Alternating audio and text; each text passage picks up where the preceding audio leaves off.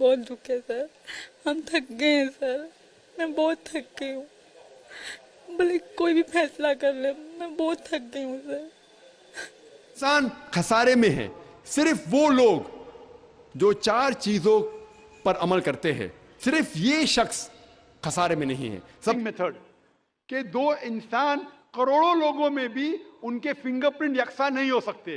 तो अल्लाह ताला फरमाते हड्डियों को तो छोड़ो, मैं आपके उंगलियों के पोर पोर को इकट्ठा कर सकता हूँ। और बिस्मिल्लाहिर्रहमानिर्रहीम, अस्सलामु अलैकुम वरहमतुल्लाहि वबरकातुहू। उम्मीद करता हूँ कि आप हज़रात आफियत, खैरियत और ईमान की सेहत और सलामती के साथ होंगे। अल्लाह जल्ल शानहू ऐसे आप खुश और ईमान की सलामती के साथ रखें। दोस्तों, आपने नाम ज़रूर सुना होगा सीमा हैदर का, जो पाकिस्तान से आई हुई पबजी लवर एक लड़की हिंदुस्तान के अंदर नोएडा शहर में रह रही है। वो अपनी आप बीती कैसे बता रही है और वो अपना दुखड़ा मीडिया वालों को किस तरीके से सुना रही है। और जो वो शुरू में आई थी हिंदुस्तान के अंदर तो बड़े खुश नज़र आ रही थी, लेकिन आज उसकी हालत बद से बदतर हो चुकी है और उस पर इतना प्रेशर है कि वो न मर सकती है न जी सकती है। अगर बात करें वापस जाने की तो जाने को तैयार नहीं, और यहाँ उसे रहने नहीं दिया जा रहा है। वजह कि हर वक्त उसके लिए कोई ना कोई उसकी वीडियो बनाने की तैयार है और कोई ना कोई उसकी जांच करने के लिए तैयार है। कहीं ना कहीं वो कठघरे के अंदर खड़ी रहती है। तो दोस्तों, जीना भी मुश्किल हो गया और मरना भी मुश्किल हो गया। मैं बात कर रहा हूँ इसलिए क्योंकि वो इस्लाम को छोड़कर गैर मज़हब के अंदर इख्तियार उसने दे दिया है अपने आप का, और हत्ता कि अपने बच्चों को भी उसने मुर्तद कर दिया है, इस्लाम से भटका दिया है।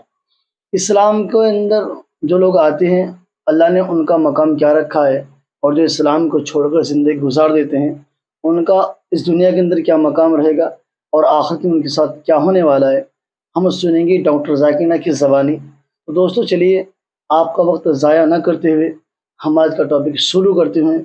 इससे पहले एक छोटी सी आपसे रिक्वेस्ट है जो आपके लिए बिल्कुल फ्री है, हमारे लिए बहुत ही हेल्पफुल है। आप हमारे लिए चैनल को सब्सक्राइब भी कीजिए और वीडियो को लाइक और शेयर करना हरगिज़ ना भूलिए। तो चलिए वक्त ज़ाया ना करते हुए आज का टॉपिक शुरू करते हैं।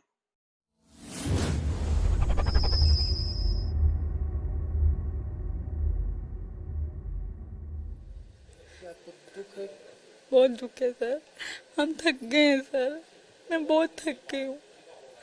भले कोई भी फैसला कर ले, मैं बहुत थक गई हूँ सर।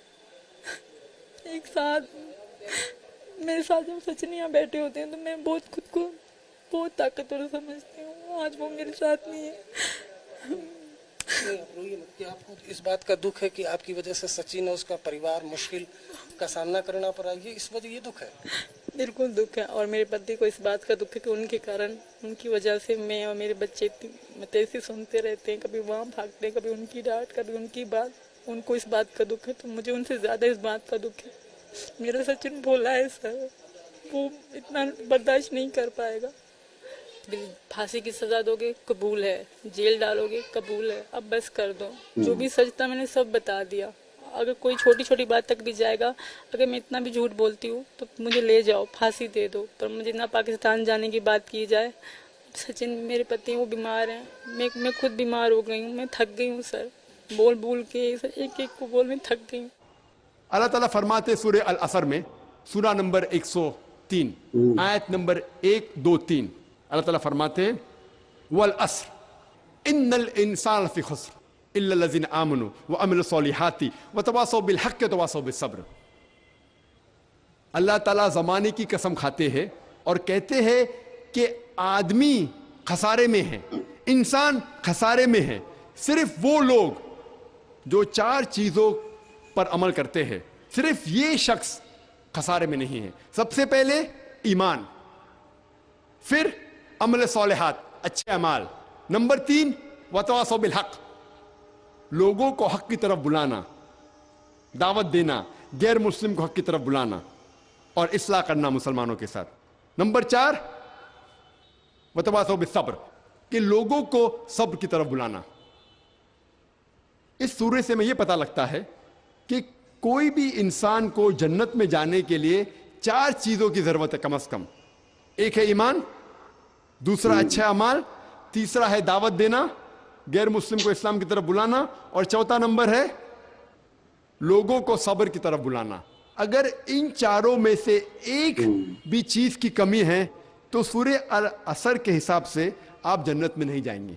आप बहुत अच्छे मुस्लिम होंगे, रोज 5 वक्त की नमाज पढ़ते होंगे, हज के लिए गए होंगे, ज़कात देते होंगे, रोजा रखते होंगे, लेकिन सूरह अल असर के हिसाब से अगर आप दावत नहीं देते तो आप जन्नत में नहीं जाएंगे। सिर्फ दावत देना भी काफी नहीं, चारों चीज जरूरी है, ईमान, अमल सालिहात, वतवासौ बिल हक और वतवासौ बिस सब्र। इन चारों में से एक की भी कमी है तो सूरह अल असर के हिसाब से आप जन्नत में नहीं जाएंगे। अगर आप दावत नहीं करेंगे और अल्लाह सुब्हाना व तआला आपको माफ करना चाहता है और जन्नत में डालना चाहता है, वो एक अलग बात है। क्योंकि अल्लाह ताला फरमाते हैं सूरह निसा में सूरह नंबर 4 आयत नंबर 48 और सूरह निसा सूरह नंबर 4 आयत नंबर 116 में अल्लाह ताला फरमाते हैं कि अल्लाह सुब्हाना व तआला चाहे तो कोई भी गुनाह माफ कर सकता है, लेकिन शिर्क को कभी भी नहीं माफ करेगा। तो शिर्क के अलावा अल्लाह सुब्हाना व तआला कोई भी गुनाह को माफ कर सकते हैं अगर अल्लाह ताला चाहता है तो अगर आप दावत नहीं देंगे और अल्लाह ताला आपको माफ करना चाहता है और जन्नत में डालना चाहता है, वो एक अलग बात है। लेकिन आम तौर पे अगर आपको जन्नत में जाना है तो चारों चीज जरूरी है, ईमान, अमल सालिहात, वतवासौ बिल हक, दावत देना, वतवासौ बिस सब्र, लोगों को सब की तरफ बुलाना। इसीलिए आज के हालात देखकर मेरे नजरिए में सबसे बड़ा जिहाद है कि नफ्स के खिलाफ शैतान जो भड़काता है और जो गैर मुस्लिम के जहन में जो इस्लाम के मुतालिक गलत फहमियां हैं उसे दूर करना हमारा फर्ज है। वो एक बड़ा जिहाद है। सर, मेरा नाम प्रणव नायक है और मैं मर्चेंट नेवी में काम करता हूँ।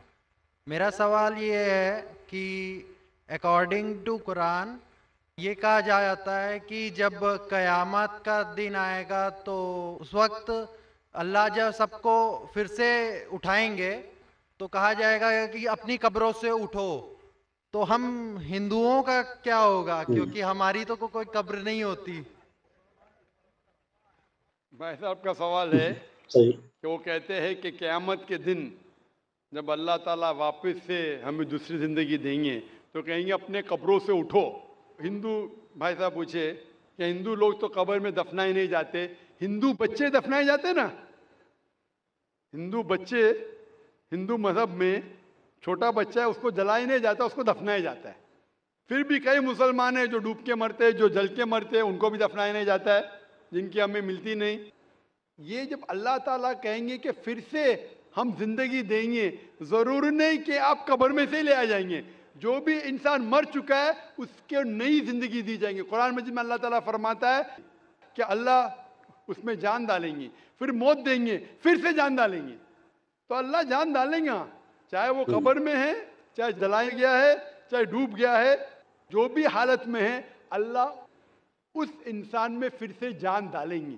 और अल्लाह ताला को जान डालना बहुत आसान है, चाहे आप दफनाए गए हैं या चाहे जला दिए गए। अल्लाह ताला फरमाते जब गैर मुस्लिम के एतराज़ करते अल्लाह से और अल्लाह से पूछते हैं कि जब आप दफनाए जाएंगे और क़यामत के रोज़ जब इंसान उठाए जाएंगे तो अल्लाह ताला उनको हड्डियाँ को कैसे जोड़ेगा।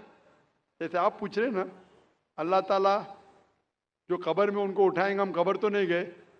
तो लोग पूछते हैं, कुरान मजीद में इसका जिक्र है सूरह क़याम में सूरह नंबर 75 आयत नंबर 3-4 में कि अल्लाह ताला हड्डियाँ को कैसे जोड़ेगा।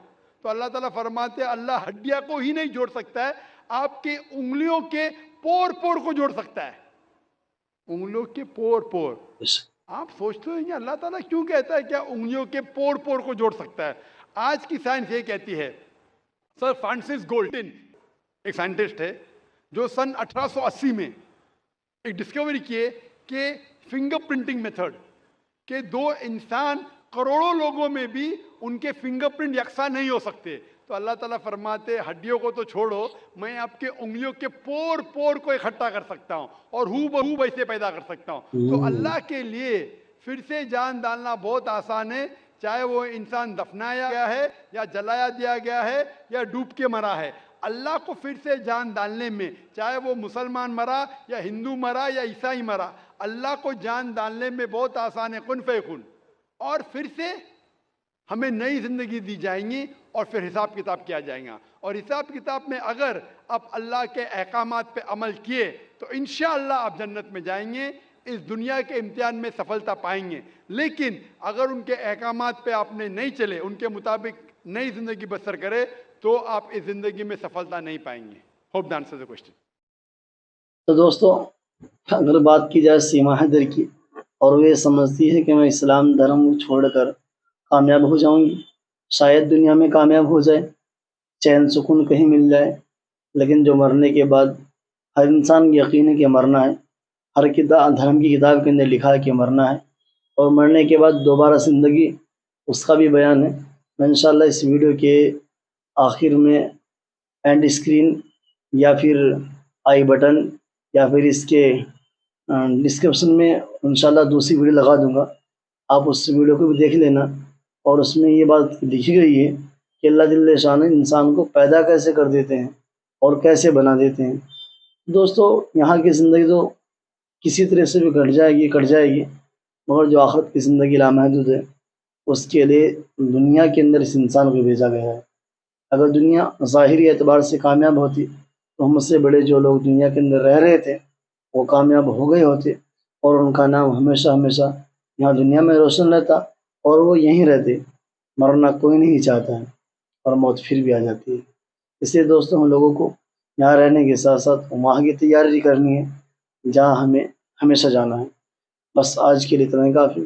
اپنا اور اپنے پریوار کا رکھیے خیال، صرف اس بات کا کہ میں اور میرا پریوار جہنم کی آگ سے کیسے بچے، جیسے اللہ نے قرآن پاک کے اندر ہی فرمایا، قُلْ يَا نَارُ كُونِي بَرْدًا وَسَلَامًا عَلَىٰ إِبْرَاهِيمَ۔ ابراہیم کے لیے جب آگ جلائی گئی تھی، ایک آگ جلائی دی، تو اس وقت میں اللہ جل شانہ نے ابراہیم علیہ السلام کے لیے اس آگ کو گلے گلزار کر دیا تھا۔ اگر ہم اللہ کی بات کو مانیں گے تو دنیا بھی ایسے گلے گلزار ہو جائے گی جیسے ابراہیم خلیل اللہ علیہ السلام کے لیے اللہ نے آگ کو ٹھنڈا کر دیا تھا۔ بس آج کے لیے اتنا ہی کافی۔ دیجیے اپنے بھائی کو اجازت۔ اللہ حافظ۔